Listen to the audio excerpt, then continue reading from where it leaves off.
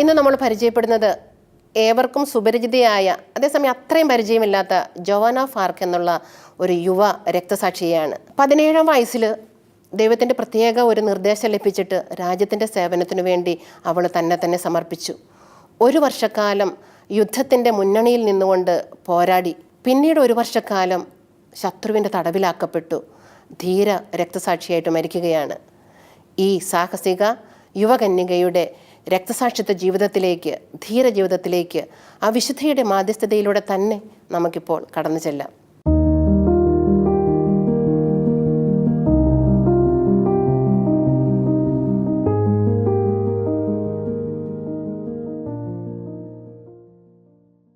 നമ്മുടെ ഇന്നത്തെ വിശുദ്ധ ജോവാന ഓഫ് ആർക്ക് ഫ്രാൻസിലാണ് ജനിച്ചത്. ഫ്രാൻസിലെ ഒരു കൊച്ചു ഗ്രാമത്തിൽ 1412 ജനുവരി 6 ബർത്ത്ഡേ. ജനുവരി 6 നമുക്കറിയാം ധനഹാ തിരുനാളാണ്, പ്രകാശത്തിൻ്റെ തിരുനാളാണ്, ഒരു വലിയൊരു അഭിഷേകത്തിൻ്റെ ഒരു ദിവസമാണ്. ജോവാനിൻ്റെ അപ്പൻ ജ്വാക്ക്, അമ്മ ഇസബല്ല. അപ്പൻ്റെ പ്രത്യേകത, അപ്പൻ ആ നാട്ടിലെ ഒരു പ്രമാണിയാണ്. നാട്ടിൽ ആളുകൾക്ക് എന്തൊരു ആവശ്യം വന്നാലും അധികാരികളോട് സംസാരിക്കാനായിട്ട് ധൈര്യത്തോടെ മുന്നിട്ടിറങ്ങുക ഈ അപ്പനാണ്. ഈ അപ്പൻ്റെ കുറേ നല്ല ഗുണങ്ങൾ മകൾക്ക് കിട്ടിയിട്ടുണ്ട്. അതുപോലെ തന്നെ അമ്മയുടെ പ്രത്യേകത, അമ്മ ഭക്തയാണ്. നാട്ടിലെ ആളുകൾക്ക് എന്താവശ്യം വന്നാലും മുന്നിട്ടിറങ്ങും, പാവങ്ങളെ സഹായിക്കും, രാജ്യത്തിൻ്റെ നന്മയ്ക്ക് വേണ്ടിയിട്ട് നമ്മളെല്ലാം പ്രവർത്തിക്കണം, മറ്റുള്ളവരെ നമ്മൾ നോക്കണം എന്നൊക്കെ അമ്മ എപ്പോഴും അവരോട് ഉപദേശിക്കും. ഈ സദ്ഗുണങ്ങളെല്ലാം കിട്ടി നല്ല മകളായിട്ടാണ് അവൾ വളർന്നത്. 5 മക്കളാണ് അവർക്ക് ഉണ്ടായിരുന്നത്. അന്നത്തെ കാലത്ത് പെൺകുട്ടികൾക്ക്, ജോവാൻ ഒരു പെൺകുട്ടിയാണ്, പേര് കേൾക്കുമ്പോൾ നമുക്ക് മനസ്സിലായില്ലെങ്കിലും ജോവാൻ ഓഫ് ആർക്ക്, അവളുടെ ധീരത കേൾക്കുമ്പോൾ അവളൊരു പെൺകുട്ടിയാണ്. പെൺകുട്ടികൾക്ക് അന്നത്തെ കാലത്ത് അധികം വിദ്യാഭ്യാസത്തിനുള്ള അവസരങ്ങൾ ഉണ്ടായിരുന്നില്ല. അതുകൊണ്ട് പക്ഷേ അവൾക്ക് എന്താണ് കഴിവുള്ളത്, ആ കഴിവ് ഏറ്റവും മാക്സിമം ആക്കാനായിട്ട് എപ്പോഴും പരിശ്രമിച്ചിരുന്നു. അടുക്കളപ്പണി നന്നായിട്ട് അറിയാം, നന്നായിട്ട് പാചകം ചെയ്യാനറിയാം. അതുപോലെ തന്നെ തുന്നൽ പണിയിൽ നല്ല പ്രാവീണ്യമുണ്ട്. മാത്രമല്ല ആർക്കെന്തെങ്കിലും ആവശ്യം വന്നാൽ ഇവൾ മുന്നിട്ടിറങ്ങും, മറ്റുള്ളവരെ സഹായിക്കും. അതുകൊണ്ട് നാടിൻ്റെയൊക്കെ ഒരു പൊന്നോമന പുത്രിയാണ്, അവരുടെയൊക്കെ ഒരു ആരാധികയാണ്, ഒരു ധീരകന്യകയാണ്, ധീര യുവതിയാണ്. ഇവളിങ്ങനെ വളർന്നു വരുന്ന ഈ സാഹചര്യത്തിൽ എന്താണ് ഈ രാജ്യത്തിൻ്റെ പശ്ചാത്തലം എന്ന് നമ്മളൊന്ന് അറിഞ്ഞിരിക്കണം. ജോവാൻ്റെ ജന്മദേശമായ ഫ്രാൻസും ഇംഗ്ലണ്ടും തമ്മിൽ യുദ്ധം നടന്നുകൊണ്ടിരിക്കുകയാണ്. 100 വർഷമായിട്ട് അവർ തമ്മിൽ യുദ്ധമാണ്. അതിനൊരു പരിഹാരമില്ല. ഇംഗ്ലണ്ട് ഫ്രാൻസിനെ കീഴടക്കി മിക്ക രാജ്യങ്ങളും ഇംഗ്ലണ്ടിൻ്റെ കീഴിലായി വരികയാണ്. അതുകൊണ്ട് തന്നെ ഫ്രാൻസിനൊരു ഭരണാധികാരി അവിടെ ഇല്ല.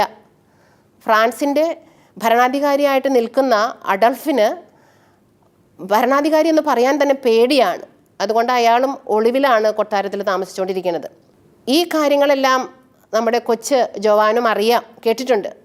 പക്ഷെ അവൾക്ക് എന്ത് ചെയ്യാനാ, അവളൊന്നുമില്ല, അവളൊരു സാധാരണ പെൺകുട്ടിയാണ്. അവൾ മറ്റു കുട്ടികളെ പോലെ തന്നെ ഡെയിലി പള്ളിയിൽ പോകും, പാരൻസിൻ്റെ ഒപ്പം പള്ളിയിൽ പോകും, പ്രാർത്ഥിക്കും. ഈ പള്ളിയിലൊരു പ്രത്യേകത, ഫ്രാൻസിൻ്റെ മധ്യസ്ഥനായ വിശുദ്ധ മിഖായേലിൻ്റെ രൂപം പള്ളിയിൽ വെച്ചിട്ടുണ്ട്. അതുപോലെ തന്നെ നല്ല ധീര കന്യകകളായ വിശുദ്ധരായ വിശുദ്ധ മാർഗരറ്റിൻ്റെയും വിശുദ്ധ കാതറിൻ്റെയും എല്ലാം സ്റ്റാച്യൂസ് ആ പള്ളിയിലുണ്ട്. അപ്പോൾ ഇവിടെ എല്ലാ ദിവസവും പള്ളിയിൽ പോകുമ്പോൾ രാവിലെ കുർബാനയ്ക്ക് പോകുമ്പോൾ ആ രൂപത്തിൽ നോക്കിയിട്ട് പ്രാർത്ഥിക്കും, മധ്യസ്ഥത വഹിക്കാറുണ്ട്. അങ്ങനെ ഇവിടെ നല്ല മിടുക്കിയായിട്ട് ഭക്തിയായിട്ട് ഇങ്ങനെ മുന്നോട്ട് പോവുകയാണ്. ഒരു ദിവസം തൻ്റെ പറമ്പിൽ ജോലി ചെയ്തുകൊണ്ട് നിൽക്കുമ്പോൾ തൻ്റെ തോട്ടത്തിൽ വെച്ച് പെട്ടെന്ന് പറമ്പിലേക്ക് നോക്കിയപ്പോൾ അവിടെ ഒരു വെളിച്ചം ഇങ്ങനെ വരണ പോലെ. എന്താണ്? അപ്പോൾ അവൾക്ക് തോന്നി ഇതൊരു ദിവ്യപ്രകാശമാണല്ലോ. എന്നിട്ട് നോക്കി, വെളിച്ചം വന്നിടത്തേക്ക്. അപ്പോൾ നോക്കിയപ്പോൾ അതിനകത്തേക്ക് 3 വ്യക്തികൾ അവിടെ പ്രത്യക്ഷപ്പെട്ടു. നോക്കിയപ്പോൾ അവൾ അത്ഭുതപ്പെട്ടു. അയ്യോ, ഇത് ഞാൻ എന്നും പള്ളിയിൽ പ്രാർത്ഥിക്കുന്ന ആ വിശുദ്ധരല്ലേ, വിശുദ്ധ മിഖായേൽ, വിശുദ്ധ മാർഗരറ്റ്, വിശുദ്ധ കാതറിൻ പറയാണ്. ഉടനെ ഒരു അശരീരിയും ആ രൂപത്തിൽ നിന്ന് വരികയാണ്. മകളെ ജോവാൻ, നീ മിടുക്കിയായ കുട്ടിയായിട്ട് വളരണം, നല്ല സ്വഭാവമുള്ളവളാകണം, എല്ലാ ദിവസവും പള്ളിയിൽ പോകണം, ദിവസവും ദിവ്യബലിയിൽ പങ്കെടുക്കണം, നിന്നെക്കൊണ്ട് എനിക്ക് ആവശ്യമുണ്ട്, നീ ഫ്രാൻസിൻ്റെ വിമോചകയാകാനുള്ളതാണ്. ഇങ്ങനൊരു സ്വരം അവൾ കേൾക്കുകയാണ്. അപ്പോൾ അവൾ ഈ വിശേഷം കുറേ പേരോട് ഇങ്ങനെ പങ്കുവെച്ചു. തൻ്റെ വീട്ടിൽ വന്നിട്ട് പാരൻസിനോട് പറഞ്ഞു, ദേ അപ്പച്ച അമ്മച്ചി, എനിക്ക് ഇങ്ങനെ ഒരു ദർശനം കിട്ടിയിട്ട് നമ്മുടെ പറമ്പിൽ വെച്ച്. ഞാൻ ആ സ്വരം കേട്ടപ്പോൾ പ്രിയപ്പെട്ട അപ്പച്ച അമ്മച്ചി, നിങ്ങളെ കാണുമ്പോൾ എങ്ങനെയാണോ നിങ്ങൾ എന്നോട് വർത്താനം പറയുന്നത് അതേ രൂപത്തിലും അതേ ഭാവത്തിലുമാണ്, അതേ ജീവനോടെയാണ് ഈ വിശുദ്ധരും എൻ്റെ മുമ്പിൽ നിന്ന് പറയുന്നതും അവരുടെ സ്വരം ഞാൻ കേൾക്കുന്നതും. ഞാൻ എന്താണ് ചെയ്യേണ്ടത് എൻ്റെ അപ്പച്ചാമ്മച്ചി എന്ന് പറഞ്ഞ് അവരോട് ചോദിക്കുകയാണ്. അപ്പോൾ അവർ പറഞ്ഞു, മോളെ, നീ ഒരു ചെറിയ പെൺകുട്ടി, നീ ഇതൊന്നൊക്കെ ഒരു തോന്നലാകും, നീ അത് വിട്ട് കളഞ്ഞേക്കെന്ന് പറഞ്ഞ് അവളെ നിരുത്സാഹപ്പെടുത്തി.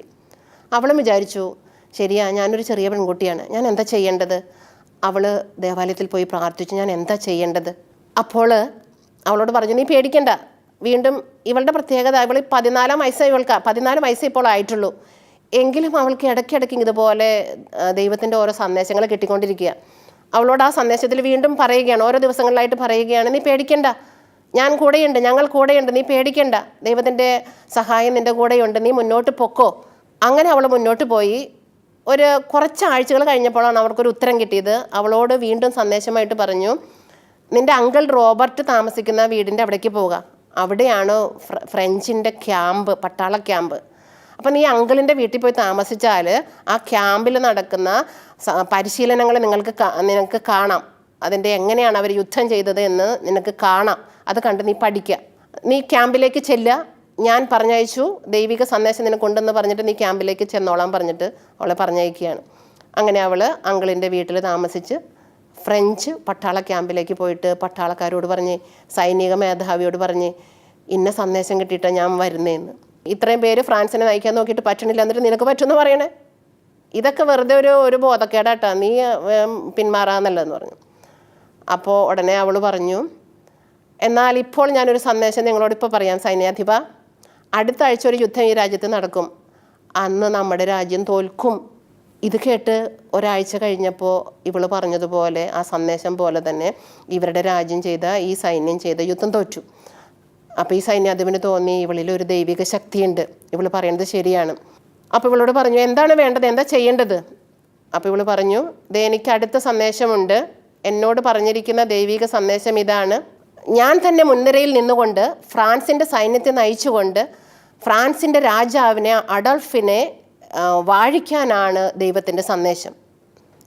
ദൈവം പറഞ്ഞിരിക്കുന്നത് ഓർലിയൻസ് പട്ടണത്തിലേക്ക് ചെന്ന് റീംസ് കത്തീഡ്രലിൽ വന്ന് രാജാവിനെ വാഴിക്കാൻ, അതുകൊണ്ട് നമുക്കത് ചെയ്യണം. അപ്പോൾ ഈ സൈന്യാധിപൻ പറഞ്ഞു, എന്തൊക്കെ നീ പറയണത്? ഒരു കാര്യം ചെയ്യാം, നമുക്ക് ആദ്യം ഇംഗ്ലണ്ട് കീഴടക്കിയിരിക്കുന്ന ഫ്രാൻസിലെ രാജ്യങ്ങളെ അവരിൽ നിന്ന് നേടാം.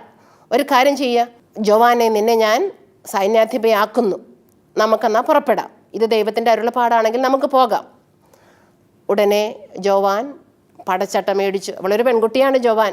പുരുഷ സൈനികർ ധരിക്കുന്ന പടച്ചട്ട അവൾ മേടിച്ചണിഞ്ഞു. ആ ഡ്രസ്സ് തന്നെ നല്ല രസം കാണാനായിട്ട്. അവളുടെ ആ ഡ്രസ്സും ആ ചിത്രം കണ്ടോ, നല്ല ഭംഗിയാണ് കാണാനായിട്ട്. നമ്മൾ കാണുന്നത് പോലെ നല്ല ആണിൻ്റെ ഒരു പുരുഷ സൈനികരുടെ വേഷത്തിലായി അവൾ. പെൺകുട്ടി ആയതുകൊണ്ട് മുടിയുണ്ട്. ഉടനെ അവളുടെ മുടി മുറിച്ചു ആണിൻ്റെ രൂപത്തിലാക്കി. അപ്പോൾ കണ്ടാൽ ഒരു പുരുഷ സൈനികൻ ആണെന്നേ തോന്നുള്ളൂ. അവൾ വാളേന്തി അവർ അടുത്ത നീക്കത്തിന് മുന്നേറുകയാണ്, പടയാളികളെ മുന്നേറുകയാണ്. ഈ സൈന്യാധിപ ജവാൻ്റെ പ്രത്യേകത, അവൾ വാളുകൊണ്ട് യുദ്ധം ചെയ്യുക എന്നതിനേക്കാൾ അവൾ മുന്നിൽ കയ്യിൽ പിടിച്ചിരിക്കുന്നത് ഒരു വെള്ളക്കൊടിയാണ്. ആ കൊടിയിൽ ഈശോ എന്ന നാമവും മറിയം എന്ന നാമവും ഒപ്പം തന്നെ സകല ദൂതരുടെയും ചിത്രവും ആലേഖനം ചെയ്തിട്ടുണ്ട്. ഈ കൊടിയുടെ ഒരു ഒറ്റ ശക്തിയിലാണ് മുന്നോട്ട് പോകുന്നത്. ഇവർ മുന്നോട്ട് പോകുന്നു. ധീരതയോടെ നമ്മുടെ ജവാൻ പറയുകയാണ്, ഫ്രാൻസുകാരെ തോൽപ്പിച്ച ഇംഗ്ലണ്ടുകാരെ ഞങ്ങളുടെ കയ്യിൽ നിന്നും. ജവാൻ ധീരതയോടെ ഇംഗ്ലണ്ടുകാരോട് പറയുകയാണ്, ഇംഗ്ലണ്ടുകാരെ, ഞങ്ങളുടെ രാജ്യത്തിൻ്റെ താക്കോൽ ഞങ്ങൾക്ക് തരിക, ഞങ്ങളുടെ രാജ്യം ഞങ്ങൾക്ക് വേണം, നിങ്ങൾ കീഴടക്കിയ ഞങ്ങളുടെ രാജ്യത്തെ ഞങ്ങൾ ഇപ്പോൾ നേടുന്നു, വേഗം തരിക എന്ന് പറഞ്ഞ് അവരോട് യുദ്ധം ചെയ്യുകയാണ്. ദൈവം നയിക്കുന്ന യുദ്ധമായതുകൊണ്ട് ഇംഗ്ലണ്ടുകാർ പരാജയപ്പെടുന്നു, താക്കോല് കൊടുക്കുന്നു. അവർ കീഴടക്കിയ രാജ്യങ്ങളൊക്കെ വീണ്ടും ഇവർക്ക് തന്നെ കൊടുക്കുകയാണ്. അങ്ങനെ ഫ്രാൻസ് കൂടുതൽ രാജ്യങ്ങൾ നേടി മുന്നോട്ട് പോവുകയാണ്. അങ്ങനെ പോകുമ്പോൾ മറ്റ് സൈനികർക്ക് മനസ്സിലായി, ഇവളിൽ ഒരു ദൈവിക ശക്തിയുണ്ട്. ഇനി അടുത്ത ദൗത്യം നിറവേറ്റുവാനായിട്ട് മുന്നോട്ട് നീങ്ങുകയാണ്. അടുത്ത ദൗത്യം എന്താണ്? റീംസ് നഗരത്തിലേക്ക് ചെല്ലണം. റീംസ് കത്തീഡ്രലിലേക്ക് ചെന്നിട്ട് രാജാവിനെ വാഴിക്കണം. അപ്പോൾ രാജാവിനെ കാണണം. രാജാവ് എവിടെയാ? രാജാവ് കൊട്ടാരത്തിൽ ഒളിച്ച് പേടിച്ചിരിക്കുകയാണെന്ന് നമ്മൾ ആദ്യം കേട്ടതാണ്. കാരണം അന്ന് അത്ര അധികാരമില്ലാത്തത് കൊണ്ടും ഇംഗ്ലണ്ട് ഫ്രാൻസിനെ ഇങ്ങനെ കീഴടക്കിയത് കൊണ്ടും പേടിച്ച് ഇരിക്കുകയാണ്. രാജാവും ഇങ്ങനെ ഒരു പുതിയ ജോവാൻ എന്നൊരു സൈന്യാധിപ മുന്നിട്ടിറങ്ങിയിട്ടുണ്ടെന്നുള്ള കാര്യം രാജാവിൻ്റെ ചെവിയിലും എത്തി. അപ്പോൾ ഈ സൈന്യാധിപരും ജോവാനും ഈ സൈനികരും കൊട്ടാരത്തിലേക്ക് വരുന്നുണ്ടെന്ന് കേട്ടിട്ട് രാജാവ് എന്ത് ചെയ്തു? വേഷം മാറി രാജാവല്ലാത്ത പോലെ അഭിനയിച്ച് അവിടെ ഇരിക്കുകയാണ്. അപ്പോൾ ഇവർ കൊട്ടാരത്തിലേക്ക് പെട്ടെന്ന് ജോവാൻ്റെ നേതൃത്വത്തിൽ കയറി ചെന്നു. അപ്പോൾ രാജാവിനെ കാണാനില്ല. അപ്പോൾ രാജാവ് മാറി നിന്നിട്ട് ഇങ്ങനെ അഭിനയിക്കുകയാണ്. അപ്പോൾ ഉടനെ ഈ രാജാവിനെ നോക്കിയിട്ട് ജോവാൻ പറയുകയാണ്, അങ്ങ് വേഷം മാറി നിൽക്കാണല്ലോ, അങ്ങാണ് രാജാവാണെന്ന് എനിക്ക് മനസ്സിലായി. അങ്ങയെ ഞാൻ പണ്ട് ദർശനത്തിൽ കണ്ടതാണ്. അങ്ങയെ രാജാവായിട്ട് വാഴിക്കണമെന്ന് എന്നോട് സ്വർഗത്തിൽ നിന്നുള്ള ഒരു അരുളപ്പാടുണ്ട്. അതുകൊണ്ട് അങ്ങ് മാറി നിന്നാലും അങ്ങ് തന്നെയാണ് രാജാവ് അഡോൾഫ് എന്ന് അങ്ങനെ പറഞ്ഞു. അപ്പോൾ രാജാവിന് അത്ഭുതമായി. എന്നിട്ട് വീണ്ടും ഒരു രഹസ്യം കൂടി രാജാവിനോട് ഇവൾ സന്ദേശമായിട്ട് പറയുകയാണ്. രാജാവേ, മറ്റാർക്കും അറിയാത്ത ഒരു സന്ദേശം, ഒരു രഹസ്യം അങ്ങയെക്കുറിച്ചുള്ളത് ഞാൻ പറയട്ടെ. അങ്ങയ്ക്ക് മാത്രം അറിയുന്നത് ഞാൻ പറയട്ടെ. എന്തുകൊണ്ടാണ് അങ്ങയ്ക്ക് ഇത്ര പേടിയെന്ന് എനിക്കറിയാം. അങ്ങയുടെ അമ്മ അങ്ങയെ ജാരസന്തതി എന്നുള്ളൊരു പേര് മുദ്ര കുത്തിയിട്ട് മാറ്റി നിർത്തിയേക്കുകയാണ്. അപ്പോൾ ഈ ഒരു പേരുള്ളത് കൊണ്ട് അങ്ങ് രാജാവായിട്ട് അംഗീകരിക്കപ്പെടില്ല എന്നുള്ളൊരു പേടിയുള്ളത് കൊണ്ടല്ലേ മുന്നോട്ട് വരാത്തത്? അപ്പോൾ രാജാവിന് അത്ഭുതമായി. ശരിയാണല്ലോ, ആർക്കും അറിയാത്ത ഈ ഒരു രഹസ്യം കാരണമാണ് എനിക്ക് മുന്നിട്ടിറങ്ങാൻ പറ്റാത്തതും ഞാൻ പരാജയപ്പെട്ടിരിക്കുന്നതും. തുടർന്ന് ജോവാൻ പറഞ്ഞു, പേടിക്കണ്ട, അങ്ങയെയാണ് രാജാവാക്കാനായിട്ട് ദൈവം ഉദ്ദേശിച്ചിരിക്കുന്നത്. അങ്ങ് രാജാവായി വാഴും. ഒരു കാര്യം ചെയ്യണം, നമ്മളിപ്പോൾ ഈ കൊട്ടാരത്തിലാണല്ലോ, ഇവിടെ അല്ല രാജാവായിട്ട് വാഴിക്കൽ നടക്കേണ്ടത്. കിരീടധാരണം ഇവിടെയല്ല, റീം കത്തീഡ്രലിൽ അവിടെ പോയിട്ട് വേണം നമുക്ക് കിരീടധാരണം നടത്താൻ. അതുകൊണ്ട് നമുക്ക് രാജ്യങ്ങൾ കീഴടക്കി റീം കത്തീഡ്രലിലേക്ക് പോകാം. ഉടനെ ജോവാൻ്റെ നേതൃത്വത്തിൽ, സൈനികരുടെ നേതൃത്വത്തിൽ മുന്നോട്ട് പോവുകയാണ്. ഇവർ യുദ്ധം കീഴടക്കി വേണം പോകാൻ. ഈ റീംസ് ഒന്നും ഇപ്പോൾ ഇവരുടെ കീഴിലല്ല ഇരിക്കുന്നത്. അതുകൊണ്ട് അവർ മുന്നോട്ട് പോയി. ഈ വാർത്തകളെല്ലാം എല്ലാവരും കേൾക്കുന്നുണ്ട്. അപ്പം നമുക്കറിയാം, അന്നത്തെ കാലഘട്ടത്തിൽ ഈ രാജ്യം ഭരിക്കാനായിട്ട് കർദിനാളന്മാരും സഭയും എല്ലാം മുന്നോട്ടുണ്ട്. അപ്പോൾ ഇവരും ഈ കാര്യങ്ങളെല്ലാം അറിയുന്നുണ്ട്. ഈ കാര്യം അറിഞ്ഞിട്ട് രാജാവ് എല്ലാവരോടും, മറ്റ് കർദിനാളന്മാരോടും പുരോഹിതരോടൊക്കെ ചോദിക്കുന്നുണ്ട്, ജോവാൻ എന്ന് പറയുന്ന ഒരു സൈന്യാധിപ ഇറങ്ങിയിട്ടുണ്ടല്ലോ, ഇവൾക്ക് തോന്നുന്നതും ഈ കാര്യങ്ങളെല്ലാം ശരി തന്നെയല്ലേ? ഇത് ദൈവത്തിൽ നിന്ന് തന്നെയല്ലേ വരുന്നത്? അപ്പോൾ വേദപണ്ഡിതന്മാരൊക്കെ പറഞ്ഞു, ശരിയാണ്. ഇതെല്ലാം പഠിച്ചിട്ട് പറഞ്ഞു, ശരിയാണ്, ഇവള് ദൈവത്തിൻ്റെ പരിശുദ്ധാരൂപിയുടെ ഒരു പ്രചോദനം കൊണ്ട് തന്നെയാണ് വരുന്നത്. നമുക്ക് ധൈര്യത്തിൽ മുന്നോട്ട് പോകാം. അങ്ങനെ അവർ എല്ലാവരുടെയും ഒരു സമ്മതത്തോടു കൂടെ തന്നെ മുന്നോട്ട് പോയി ഫ്രാൻസിലെ രാജാവായ അഡോൾഫിനെ വാഴിക്കാനുള്ള ചടങ്ങിൻ്റെ ദിവസത്തിലേക്ക് കടക്കുകയാണ്. കീഴടക്കി കത്തീഡ്രൽ ദേവാലയത്തിലേക്ക് എത്തി. ഉടനെ ജോവാൻ പറഞ്ഞു, ഇതാ നമ്മൾ എത്തിക്കഴിഞ്ഞു. ഇനി രാജാവിനെ വാഴിക്കാനുള്ള ചടങ്ങിന് നേതൃത്വം വഹിക്കാൻ ദൈവം എന്നോട് പറഞ്ഞിട്ടുണ്ട്. അതുകൊണ്ട് ഞാൻ അതിന് നേതൃത്വം വഹിക്കുന്നു എന്ന് പറഞ്ഞു. അതിനുശേഷം ചടങ്ങ് ആരംഭിക്കുകയാണ്. രാവിലെ 9 മണി മുതൽ ആരംഭിച്ച ചടങ്ങ് തീരുക 2 മണിക്കാണ്. അത്രയും നേരം ദീർഘ ചടങ്ങാണ്. നമ്മൾ ഈ പഴയ നിയമത്തിലൊക്കെ രാജാവിനെ വാഴിക്കുന്ന ചടങ്ങൊക്കെ പോലെയാണ്. അഭിഷേക തൈലം രാജാവിൻ്റെ തലയിൽ പൂശണം. അപ്പോൾ കാലാകാലങ്ങളായിട്ട് ഇവർ സൂക്ഷിക്കുന്ന അഭിഷേക തൈലം രാജാവിൻ്റെ തലയിൽ പൂശണം. അങ്ങനെ അഭിഷേകം ചെയ്യുമ്പോൾ രാജാവിന് വലിയൊരു സ്വർഗത്തിൻ്റെ കൃപ കിട്ടുകയാണ്. കൃപ, വരദാനങ്ങളൊക്കെ ലഭിക്കുകയാണ്. അങ്ങനെ നീണ്ട ചടങ്ങ് നടക്കുന്നു. ഇതിൻ്റെ ഇടയിൽ മുന്നിൽ ഫ്രാൻസിൻ്റെ കൊടി പിടിച്ചുകൊണ്ട് രാജാവിൻ്റെ വലത്തുഭാഗത്ത് നമ്മുടെ ജോവാൻ നിൽക്കുകയാണ്. അങ്ങനെ ആ ദൗത്യം ജോവാൻ പൂർത്തിയാക്കി. എല്ലാവർക്കും സന്തോഷമായി. എല്ലാവരും ഇവളെ വാനോളം ഉയർത്തി. എത്ര ധീരകന്യക! രാജ്യം മുഴുവൻ ഇവളുടെ ആ വലിയ ധീരതയിൽ അഭിമാനിച്ചു, ഇവളെ പ്രചോദിപ്പിച്ചു, ഇവളെ പ്രോത്സാഹിപ്പിച്ചു. ഇവളുടെ ഈ വലിയ കഴിവിൽ, ഇവളുടെ ഈ നേതൃത്വ പാടവത്തിൽ രാജ്യം മുഴുവൻ ഇവളെ അഭിനന്ദിച്ചു. പക്ഷേ തൻ്റെ ദൗത്യം പൂർത്തിയാക്കിയെങ്കിലും അവൾക്ക് അങ്ങനെ വലിയ അഹങ്കാരമൊന്നും തോന്നിയില്ല. അവൾ പറഞ്ഞു, ഞാൻ ചെയ്തു, ദൈവം എന്നോട് ചെയ്യാൻ പറഞ്ഞത് കൊണ്ടാണ്, ദൈവം പറഞ്ഞത് മാത്രമേ ഞാൻ ചെയ്തിട്ടുള്ളൂ, ഇത് ചെയ്യ് ഇങ്ങനെ പോകുകയെന്ന് ഓരോ നിമിഷവും അവിടെ നിന്ന് എനിക്ക് കൽപ്പന കിട്ടുന്നു. ആ കൽപ്പനയ്ക്കനുസരിച്ച് ഞാൻ ചെയ്തു, അത് മാത്രമേ ഞാൻ ചെയ്തുള്ളൂ. പ്രത്യേകിച്ച് എൻ്റെ യോഗ്യതയൊന്നും അല്ല. അതാണ് അവളുടെ പ്രത്യേകത. എന്തൊക്കെ ദൈവം പറഞ്ഞ് ചെയ്താലും ഇത് ദൗത്യം കാരണമാണ് ചെയ്യുന്നത്. ഇത് തൻ്റെ മിടുക്ക് കാണിക്കാനുള്ള ഒരു രംഗമല്ല എന്ന് അവൾ അറിഞ്ഞിട്ട്, ഇത് നമുക്കൊരു നല്ല മോഡലാണ്. ദൈവം നമ്മളോട് പറഞ്ഞത് എന്ത് റിസ്ക് എടുത്തും ചെയ്തു കഴിഞ്ഞാൽ പിന്നെ എളിമയോടുകൂടെ നിൽക്കുക എന്നുള്ളത്. വീണ്ടും ദൈവം അവൾക്ക് അടുത്ത പ്രചോദനം നൽകുകയാണ്. ജോവാൻ, ഈ ദൗത്യം കഴിഞ്ഞു, ഇനി നീ ഉടനെ പാരീസിലേക്ക് പോവുക. അവിടെ നിനക്ക് ജീവൻ ഫ്രാൻസിന് വേണ്ടിയും എനിക്ക് വേണ്ടിയും സമർപ്പിക്കാനുണ്ട്. അവളിത് കേട്ടു. അപ്പോൾ അവൾ അടുത്ത ദൗത്യത്തിന് പോവുകയാണ്. അപ്പോൾ പാരീസിലേക്കുള്ള യുദ്ധം ഈ സൈനികരുടെ കൂടെ തന്നെയാണ് ഇവർ പോകുന്നത്. ഇവർ യുദ്ധം ചെയ്ത് കീഴടക്കി മുന്നോട്ട് പോവുകയാണ്. പാരീസിനെ നേരിടാൻ വേണ്ടിയിട്ട് യുദ്ധം ചെയ്യുമ്പോൾ ഇവൾക്ക് മുറിവേൽക്കുന്നുണ്ട്. മുറിവേറ്റാലൊന്നും ഇവർ വലിയ ഗൗരവമായിട്ട് അതിനൊന്നും പരിഗണിക്കുന്നില്ല. അത് പെട്ടെന്ന് സുഖമാകുന്നു, അടുത്ത യുദ്ധം ചെയ്യുന്നു, മുന്നോട്ട് പോകുന്നു. ഇതിൻ്റെ ഇടയിൽ അവളുടെ പ്രത്യേകത, ഈ യുദ്ധത്തിൻ്റെ ഇടയിലും എപ്പൊക്കെ സമയം കിട്ടിയാലും ആ ഏരിയയിലുള്ള കുട്ടികളെ എല്ലാം വിളിച്ച് വരുത്തി പ്രാർത്ഥിക്കാൻ പഠിപ്പിക്കും. പാരീസിനെ നേടിയെടുക്കാൻ വേണ്ടിയിട്ടുള്ള യുദ്ധം ചെയ്തതിന് ശേഷം പിന്നീട് യുദ്ധം ചെയ്യുന്നത് ഇംഗ്ലണ്ടിനോടൊപ്പം ഇവരുടെ ശത്രുവായിട്ട് മുന്നോട്ട് പോയിരുന്ന ബർഗേണ്ടിയൻ എന്ന് പറഞ്ഞുള്ള ഒരു ഗ്രൂപ്പാണ്. ബർഗേണ്ടിയൻസ് എന്ന് പറയും. ആ ഗ്രൂപ്പും ഇവരുടെ ശത്രുവായ ഇംഗ്ലണ്ടും അവർ രണ്ടും സെറ്റാണ്, ഫ്രാൻസിനെതിരാണ്. അപ്പോൾ ഈ ബർഗേണ്ടിയൻസ് അവർ ശക്തരാണ്. ബർഗേണ്ടിയൻസിനെ കീഴടക്കാൻ വേണ്ടിയിട്ട് ശക്തമായിട്ട് ധീരമായിട്ട് പോരാടി മുന്നോട്ട് പോവുകയാണ്. പെട്ടെന്ന് ചതിയിൽ ആ ഗ്രൂപ്പുകാർ അവരുടെ സൈന്യം ഇവളെ കുതിരപ്പുറത്തുനിന്ന് വലിച്ച് താഴെയിട്ട് ചതിവിൽ ഇവളെ തടവിലാക്കി. ഇവളെ തടവിലായ വിവരം ഇംഗ്ലണ്ടുകാരറിഞ്ഞു. അപ്പോൾ അവർക്ക് സന്തോഷമായി. തങ്ങളെ എപ്പോഴും തോൽപ്പിക്കുന്ന ഈ ജോവാനെ എന്നാൽ ഞങ്ങൾ വിലയ്ക്ക് വാങ്ങാൻ പോവുകയെന്ന് പറഞ്ഞിട്ട് ഇവരുടെ കയ്യിൽ നിന്ന്, ഈ ശത്രുക്കളുടെ കയ്യിൽ നിന്ന് 23,000 പൗണ്ട് കൊടുത്ത് ഇവളെ തങ്ങളുടെ തടവിലേക്ക് ഇംഗ്ലീഷുകാർ വാങ്ങുകയാണ്. അപ്പോൾ ഇവൾക്ക് നല്ല മിടുക്കുള്ളത് കൊണ്ട് ഇംഗ്ലീഷുകാർക്കറിയാം ഇവളെ നല്ല ഇരുമ്പ് കൂട്ടിൽ ഇട്ടാലേ ഇവളെ നിൽക്കുള്ളൂ, അല്ലെങ്കിൽ അവൾ ചാടി ചിലപ്പോൾ നമ്മളിൽ നിന്ന് രക്ഷപ്പെട്ടേക്കാം. അതുകൊണ്ട് നമ്മൾ ഈ മൃഗങ്ങളെയൊക്കെ കൊണ്ടുപോകാൻ വേണ്ടിയിട്ട് ഇരുമ്പിൻ്റെ കൂടിടുക എന്ന് പറഞ്ഞ പോലെ അങ്ങനത്തെ കൂട്ടിലിട്ടിട്ടാണ് ഇവളെ ഒരു സ്ഥലത്ത് നിന്ന് മറ്റൊരു സ്ഥലത്തേക്ക് കൊണ്ടുപോവുക. എവിടെയെങ്കിലും കൊണ്ടുപോയിട്ട് തടവിലാണ് ആക്കുക. അപ്പോൾ ഒരു റൂമിലിട്ടാൽ ആ റൂമിലെ കട്ടിലിൽ ചങ്ങലയിട്ട് ഇവളെ ബന്ധിച്ച് അങ്ങനെ കിടത്തും. ഭക്ഷണം കൊടുക്കില്ല, അങ്ങനെ പീഡിപ്പിക്കും.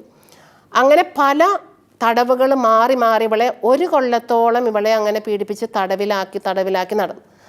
അപ്പോഴൊക്കെ ഈ ഇംഗ്ലീഷുകാർ പറയുന്നത് ഇവളൊരു ദുർമന്ത്രവാദിനിയാണ്, ഇവള് സഭയ്ക്കെതിരാണ്, ഇവള് പാഷണ്ടയാണ്, ഇവളുടെ ഈ ശക്തിയും ഇവളീ പറയുന്നതൊന്നും യഥാർത്ഥത്തിലുള്ളതല്ല, ഇവളൊരു കള്ളിപ്പെണ്ണ, ഇവള് ശരിയല്ല. അങ്ങനെ പറഞ്ഞിട്ടാണ് ഇംഗ്ലീഷുകാർ ഇവളെ പീഡിപ്പിക്കുന്നത്, അവരുടെ നേതാക്കന്മാർ. കാരണം ഇംഗ്ലീഷുകാരെ തോൽപ്പിച്ചത് കൊണ്ടാണ് ജോവാനോട് അവർക്ക് അരിശെന്ന് പറഞ്ഞാൽ അതൊരു മോശക്കേടല്ല. അപ്പോൾ അത് പറയാതെ വേറെ തെറ്റ് ഈ ജോവാൻ്റെ പേരിൽ ആരോപിച്ചിട്ടാണ് ഇവളെ ഇങ്ങനെ ഓരോ തടവിൽ ഇങ്ങനെ ആക്കി കൊണ്ട് നടക്കുന്നത്. നമുക്ക് സഹിക്കില്ല കേട്ടോ. വയസ്സ് എത്രയാണ്? 17, 18, 19 അത്രയും വയസ്സുള്ള പെൺകുട്ടിയാന്ന് ഓർക്കണം. പെൺകുട്ടി ധീരയായിട്ട് അവൾ മുന്നോട്ട് പോവുകയാണ്. അപ്പോൾ ഇവളെ വിചാരണ ചെയ്യണം. അങ്ങനെയാണ് കോടതിയിൽ വിചാരണ ചെയ്തിട്ട് ഇവള് ശരിയാണോ തെറ്റാണോ എന്ന് അറിയും വരെ അങ്ങനെ വിചാരണ നടത്തിക്കൊണ്ടിരിക്കണം. അപ്പോൾ പറയുന്നത് വിചാരണ ചെയ്യാൻ വേണ്ടിയിട്ട് 10-90 വിദഗ്ധരാണ് ഇവൾക്കെതിരായിട്ട് വാദിക്കാൻ. മെത്രാന്മാരുണ്ട്, കർദിനാൾമാരുണ്ട്, അവരൊക്കെ അന്ന് രാജ്യത്തെയും കൂടി നയിച്ചിരുന്നവരാണ്. വേദ പണ്ഡിതന്മാരുണ്ട്, ശാസ്ത്രജ്ഞന്മാരുണ്ട്. ഏതൊക്കെ വിധത്തിലാണ് ഒരു രാജ്യത്ത് മുൻനിരയിലുള്ളത് അവരെല്ലാം ഇവൾക്കെതിരെ വാദിക്കാൻ വേണ്ടിയിട്ട് അവിടെ വിചാരണ ചെയ്യാൻ വേണ്ടിയിട്ട് അവിടെയുണ്ട്. ഞാൻ ചെയ്യുന്നത് ദൈവം പറഞ്ഞിട്ടാണ്, എൻ്റെ സ്വന്തം ഇഷ്ടത്താൽ ഞാൻ ഒന്നും ചെയ്തിട്ടില്ല, ഞാനല്ല എന്നെ നയിക്കുന്നത്. അപ്പോൾ എപ്പോഴും അവൾ അങ്ങനെ പറയാറുണ്ട്. അപ്പോൾ അങ്ങനെ പറയുമ്പോൾ അവൾ പറയുകയാണ്, നിങ്ങൾ 90 പേരെ എനിക്ക് എതിര് നിന്നിട്ട് വാദിക്കുന്നു, എന്നെ സഹായിക്കാൻ ഒറ്റ മനുഷ്യരും ഇവിടെ ഇല്ല, വേണ്ട, സ്വർഗം എന്നെ സഹായിക്കും, ആരും വേണ്ട, ഞാൻ ധൈര്യവതിയാണ്, ഞാൻ സന്തോഷവതിയാണ്, നിങ്ങൾ എന്നോട് എന്ത് ചോദിച്ചാലും കുഴപ്പമില്ല, തോൽപ്പിച്ചാലും കുഴപ്പമില്ല, ഞാൻ റെഡിയാണ് എന്തും സ്വീകരിക്കാൻ എന്ന് പറഞ്ഞ് തൻ്റെ അടുത്തോടുകൂടി അവൾ നിൽക്കുകയാണ്. ഇവളോട് അവർ തോൽപ്പിക്കാൻ വേണ്ടി ചോദിച്ച ചോദ്യങ്ങളും ഇവൾ അതിന് കൊടുത്ത മറുപടികളുമൊക്കെ ആയിട്ട് കുറേ ബുക്കുകൾ എഴുതിയിട്ടുണ്ട്. ഈ ബുക്കുകളും ഈ സന്ദേശങ്ങളും എല്ലാം ഫ്രഞ്ച് സിലബസിൽ പഠിക്കാനായിട്ട് അവിടെ കൊടുത്തിട്ടുണ്ടെന്നാണ് പറയുക. സിലബസിൽ കുട്ടികൾ ഇത് പഠിക്കുന്നുണ്ട്, അവിടുത്തെ യൂണിവേഴ്സിറ്റി അത് പഠിക്കുന്നുണ്ടെന്നാണ് പറയുക. അത്രയും വിലപ്പെട്ട സന്ദേശങ്ങളാണ് അവളിൽ നിന്ന് വന്നത്. ഇവൾ നല്ല കാര്യങ്ങളെല്ലാം പറഞ്ഞാലും ഇവർ ഒപ്പോസ് ചെയ്യുന്നവർ റിപ്പോർട്ടെല്ലാം എഴുതിയിട്ട് ഇവൾ പറഞ്ഞതിൻ്റെ നേരെ ഓപ്പോസിറ്റായിട്ടുള്ള മീനിങ് അതിന് കൊടുത്തിട്ട് ഇവളെ കുറ്റം ചാരുകയാണ് ഇവളെ വിചാരണ ചെയ്തവർ ചെയ്തത്. അതുകൊണ്ട് എന്നിട്ട് അവർ നെഗറ്റീവായിട്ടുള്ള കുറേ റിപ്പോർട്ട് ഇവൾക്ക് അങ്ങോട്ട് എഴുതി. ഇവളീ പറയണതൊന്നും ശരിയല്ല എന്ന് പറഞ്ഞ് തെളിയിക്കാൻ വേണ്ടിയിട്ട് പിന്നെ അങ്ങനെ ഇവൾ ദുർമന്ത്രവാദിനി, അതാണ് മെയിൻ പോയിന്റ്. ഇവൾ മന്ത്രവാദിനിയാണ്, ഇവൾ പാഷൻ്റെയാണ്, ഇവൾ സഭയ്ക്കെതിരാണ്, ഇവൾ ശരിയല്ല ഇതൊന്നും നന്മയല്ല എന്നൊക്കെ പറഞ്ഞിട്ടാണ്. അപ്പോൾ ഇവള് പറയണ്ട, അശോ ഞാൻ എൻ്റെ കഴിവിനാലല്ലാന്നേ, ഇത് സ്വർഗത്തിൽ നിന്നാന്നേ, ഞാൻ നേരിട്ട് കേട്ടതാന്നേ, നിങ്ങൾ എന്നോട് വർത്തമാനം പറയുന്നത് പോലെ ദൈവം എന്നോട് പറഞ്ഞതാന്നേ, ഒന്നും എൻ്റെ സ്വന്തം ഇഷ്ടമല്ല, എൻ്റെ കഴിവുമല്ല, അതുകൊണ്ട് നിങ്ങൾ എന്ത് പറഞ്ഞാലും എനിക്ക് വിരോധമില്ല എന്ന് പറഞ്ഞു. അപ്പോൾ ഇവളിങ്ങനെ ശക്തിയാണെന്ന് കണ്ടപ്പോൾ ഇംഗ്ലീഷുകാർക്ക് മനസ്സിലായി ഇവളെ ഉടനെ കൊന്നില്ലെങ്കിൽ ശരിയാകില്ല, ഇവള് നമ്മളെ തോൽപ്പിക്കും, ഇവള് ശരിയാണെന്ന് ചിലപ്പോൾ ചിലരൊക്കെ പറയാൻ സാധ്യതയുണ്ട്. അതുകൊണ്ട് പെട്ടെന്ന് വിചാരണ പൂർത്തിയാക്കാതെ ഇവളെ കൊല്ലാനുള്ള നടപടികൾ എടുക്കുകയാണ്. റുവാനിലേക്ക് ഇവളെ കൊണ്ടുപോയിട്ട് അതൊരു ചന്തസ്ഥലത്താണ്, ഒരു ഓപ്പൺ ആയിട്ടുള്ള, നമുക്കറിയാം വളരെ കുറച്ച് ജീവിതം ഇവൾ നയിച്ചുള്ളൂ. ഒറ്റ കൊല്ലത്തിൻ്റെ ഉള്ളിൽ ഇതെല്ലാം സംഭവിക്കുകയാണ്. പീഡനങ്ങളുടെ കാലഘട്ടം നീണ്ടു, ഇവൾ അനുഭവിക്കുന്ന ദുഃഖങ്ങളും ദുരിതങ്ങളും നീണ്ടു, പക്ഷേ കൊല്ലം വളരെ കുറവാണ്. അപ്പോൾ ഇവളെ പീഡിപ്പിക്കാനായിട്ട് കൊണ്ടുപോകുന്നത് ഒരു ചന്തസ്ഥലത്താണ്. ആ ചന്തസ്ഥലത്ത് ഓപ്പണായിട്ട് വലിയ വിറക് ഇങ്ങനെ കെട്ടി കത്തിച്ച് കൊല്ലാനാണ് ഇവർ തീരുമാനിക്കുന്നത്. അപ്പോൾ വലിയ വൈക്കോലിൻ്റെ വലിയ കെട്ട്, വിറക് എല്ലാം കൂടി ഇങ്ങനെ അടുക്കി വെച്ചിട്ട് അവളോട് പറഞ്ഞു, തടവിന്ന് അവളെ പുറത്താക്കിയിട്ട് പറഞ്ഞു, ജവാൻ അതാണ് നിനക്കുള്ള സ്ഥലം എന്ന് പറഞ്ഞു. അപ്പം ജവാന് മനസ്സിലായി എന്നെ ഇവർ കത്തിക്കാൻ പോവുകയാണ്. ഭയങ്കര വിഷമം, പെട്ടെന്ന് പേടി ഉള്ളിൽ തോന്നിയെങ്കിലും സന്തോഷത്തിൽ അവൾ ചിരിച്ചു. ഇല്ല ദൈവമേ, ഞാൻ എൻ്റെ ജീവിതം നിനക്ക് വേണ്ടി തരും. ദൈവമേ, അന്ന് നീ എന്നെ 14-ാം വയസ്സിലും 17-ാം വയസ്സിലൊക്കെ എന്നെ വിളിച്ചുകൊണ്ടിരുന്നപ്പോൾ ഞാൻ പറഞ്ഞല്ലോ, ഞാനൊരു വിവാഹ ജീവിതത്തിലേക്കോ ഭാവിയിലേക്കോ പ്രവേശിക്കും മുമ്പ് നീ എന്നിൽ നിന്ന് എന്തുദ്ദേശിക്കുന്നു അതെല്ലാം പൂർത്തിയാക്കിയിട്ട് ഞാൻ എൻ്റെ ജീവിതത്തെക്കുറിച്ച് ചിന്തിക്കുമെന്ന് ഞാൻ പറഞ്ഞതല്ലേ. അതുകൊണ്ട് എൻ്റെ ദൈവമേ, എനിക്ക് പേടിയില്ല, നീ എന്നെ എന്തിനു വിളിക്കുന്നോ ഞാൻ റെഡിയാണ്, ഞാൻ വരാം എന്ന് പറഞ്ഞ് അവൾ ധൈര്യം സമ്പാദിക്കുകയാണ്. അപ്പോൾ ഇവൾക്കറിയാം ഇവളെ കുറ്റപ്പെടുത്താൻ വേണ്ടിയിട്ട് ഈ ഒപ്പോസ് ചെയ്യുന്നവർ ഇവിടെ നിന്നിട്ട് വാദിക്കുകയാണ്, വിചാരണ ചെയ്യുന്നവർ. അപ്പോൾ ഈ ജോവാൻ്റെ പ്രത്യേകത, യുദ്ധത്തിന് പോയാലും തടവിലായിരുന്നാലും എപ്പോഴും കുർബാന കാണണം, അത് അവളുടെ ഒരു ആഗ്രഹമാണ്.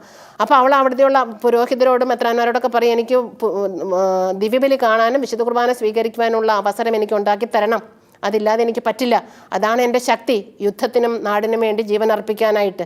എന്നിട്ട് അവൾ പറഞ്ഞു, എനിക്ക് ആരോടും വിഷമമില്ല, അതുകൊണ്ട് ഞാൻ മരിക്കുന്നെങ്കിൽ മരിക്കുന്നതിന് മുമ്പ് എനിക്ക് കുമ്പസാരിക്കണം, കുർബാന സ്വീകരിക്കണം. അങ്ങനെ അവൾ എനിക്ക് ആരോടും വിരോധമില്ല എന്ന് പറഞ്ഞ് അവൾ കുമ്പസാരിക്കുകയാണ്, കുർബാന സ്വീകരിക്കുകയാണ്. അപ്പോൾ തന്നെ അന്ന് കൊല്ലും. അന്ന് 1431 മെയ് 30 അപ്പോൾ അവൾക്കറിയാം തന്നെ അന്ന് കൊല്ലും. അപ്പോൾ കൊല്ലണതിന് മുമ്പ് അവൾ പറഞ്ഞു, എനിക്ക് ഈശോയുടെ കുരിശ് കാണണം, കുരിശ് രൂപം എനിക്ക് കാണണം എന്ന് പറഞ്ഞു. അപ്പോൾ അവർ പെട്ടെന്ന് പള്ളിയിൽ പോയിട്ട് കുരിശ് രൂപം എടുക്കാൻ വേണ്ടിയിട്ട് പോയി. അപ്പോഴേക്ക് അടുത്ത് നിന്നിരുന്ന ഒരു പുരോഹിതൻ പറഞ്ഞു, അവരെ പീഡിപ്പിച്ചുകൊണ്ടിരുന്നവർ പറഞ്ഞു, ആ കുരിശ് വരുമ്പോഴേക്കും നിനക്ക് ഞാനൊരു കുരിശ് തരാമെന്ന് പറഞ്ഞിട്ട് ഇവളെ കത്തിക്കാൻ വേണ്ടി അവിടെ വെച്ചിരുന്ന വിറകിൽ നിന്ന് തന്നെ 2 വിറക് ക്രോസ് ചെയ്ത് ഒരു കുരിശാക്കിയിട്ട് അവളുടെ കയ്യിൽ കൊടുത്തു. ആ കുരിശ് അവൾ വേഗം പിടിച്ചിട്ട് തൻ്റെ ശരീരത്തോട് ചേർത്ത്, തൻ്റെ വസ്ത്രത്തോട് ചേർത്ത് ആ കുരിശിനെ ഇങ്ങനെ ചേർത്ത് പിടിച്ചു. എന്നിട്ട് വീണ്ടും അവൾ പറഞ്ഞു, എനിക്ക് ദേവാലയത്തിൽ നിന്ന് കൊണ്ടുവന്ന കുരിശും കൂടി എനിക്ക് കാണണം. അപ്പം മുന്നിൽ ദേവാലയത്തിൽ നിന്ന് കൊണ്ടുവന്ന കുരിശ്, അപ്പുറത്ത് എതിരാളികൾ അവിടെ പിടിച്ചിങ്ങനെ നിൽക്കുന്നുണ്ട്. ആ കുരിശിലേക്ക് നോക്കിയിട്ട് ജോവാൻ പറഞ്ഞു, എൻ്റെ ഈശോയെ, ഞാൻ നിന്നെ സ്നേഹിക്കുന്നു, നിൻ്റെ കുരിശിൽ നീ ഏറ്റ മുറിവാണ് ഈ രാജ്യത്തിന് വേണ്ടി മുറിവേൽക്കാനായിട്ട് എനിക്കും ശക്തി നൽകുന്നത്, അതുകൊണ്ട് ഞാൻ നിന്നെ സ്നേഹിക്കുന്നു എന്ന് പറഞ്ഞുകൊണ്ട് ആ കുരിശിനെ നോക്കി അവളിങ്ങനെ നിന്നു. അങ്ങനെ നിൽക്കുന്നതിൻ്റെ ഇടയിൽ ശത്രുക്കൾ ഇവളെ ഇവിടെ നിന്ന് കത്തിക്കുകയാണ്. നിമിഷങ്ങൾക്കുള്ളിൽ തീ കൊടുത്ത് ഇവളെ കത്തിക്കുകയാണ്. ഇവൾ അഗ്നിയിൽ അവളങ്ങനെ വെന്ത് മരിക്കുകയാണ്. ഉടൻ തന്നെ ശത്രുക്കൾ ഇവളുടെ ഭസ്മമെടുത്ത് അവിടെയുള്ള സെൻ നദിയിലേക്ക് ഒഴുക്കുകയാണ്. വിശുദ്ധ ജോൺ ഓഫ് ആർക്കിൻ്റെ ജീവിതം, ആ സാഹസിക ജീവിതത്തിലേക്ക് നമ്മളിപ്പോൾ എത്തി നോക്കുകയായിരുന്നു. നമുക്ക് മനസ്സിലായി ഒത്തിരിയേറെ സന്ദേശങ്ങൾ ഈ വിശുദ്ധ നമുക്ക് തരികയാണ്. ധീരതയോടെ നമുക്ക് മുന്നോട്ട് പോകാം. ദൈവം ഓരോ നിമിഷവും നമ്മോട് എന്താണ് ആവശ്യപ്പെടുന്നത്, അതെന്ത് ത്യാഗം ചെയ്തും വില കൊടുത്തും നമ്മൾ സ്വാർത്ഥതയില്ലാതെ ചെയ്യുവാനാണ് ദൈവം നമ്മോട് ആവശ്യപ്പെടുന്നത്. പ്രിയപ്പെട്ടവരെ, കുടുംബത്തിൽ പല ഉത്തരവാദിത്തങ്ങളുള്ളവരാണ് ഓരോരുത്തരും. വിശുദ്ധ ജോവാൻ ഓഫ് ആർക്കിനെ പോലെ തൻ്റെ കുടുംബത്തിലോ തൻ്റെ സമൂഹത്തിലോ ദൈവം എന്താണോ പറയുന്നത് അത് ആ സമയത്ത് ധീരതയോടെ ചെയ്യുവാനുള്ള വലിയൊരു കൃപ ലഭിക്കട്ടെ. ദൈവത്തിൻ്റെ സന്ദേശം ലഭിച്ച് സന്തോഷത്തോടു കൂടെ മുന്നോട്ട് പോകാൻ, പ്രതിബന്ധങ്ങളെ അതിജീവിച്ച് മുന്നോട്ട് പോകുവാൻ എല്ലാ കുടുംബങ്ങളെയും എല്ലാ വ്യക്തികളെയും വിശുദ്ധ ജോവാൻ ഓഫ് ആർക്ക് സഹായിക്കട്ടെ, അനുഗ്രഹിക്കട്ടെ എന്ന് പ്രാർത്ഥിക്കുകയാണ്, ആശംസിക്കുകയാണ്. നന്ദി.